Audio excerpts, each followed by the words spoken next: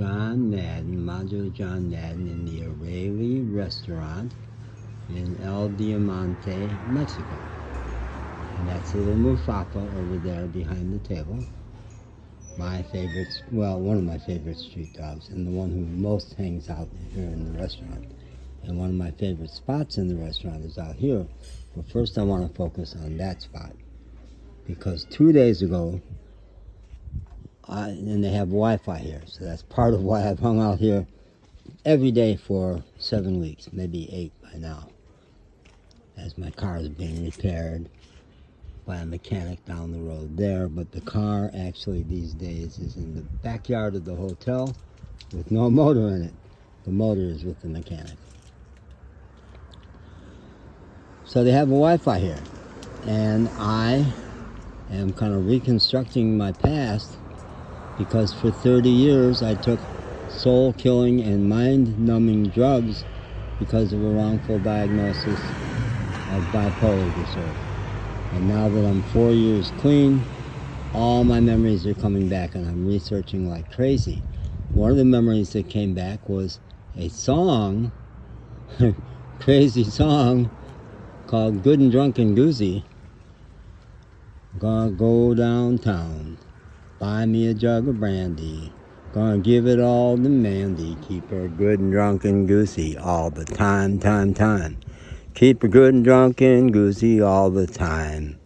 Now, it would get me in trouble with my feminist friends if I explicate the whole story of why I was thinking of that song, but I went, who was that?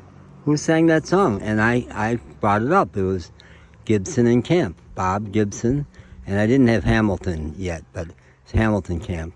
And I remembered that it was at a Chicago folk club, because in high school, in the 60s, early 60s, I was a folk fan. I saw Bob Dylan in Chicago before he ever went electric, and was one of those people who was mad when he did. So I was into folk music. Bob Gibson and Hamilton Camp played at the Gate of Horn Folk Club in Chicago, a 100-seat club. And from there I was off and running with Chicago memories. From the Gate of Horn, I don't know, somehow I got to early Chicago TV. Dave Garroway had a show called The Dave Garroway Show. It was an early variety show. It finally went to the network, and then moved to the network, and I guess he moved to New York, and that show became the Today Show.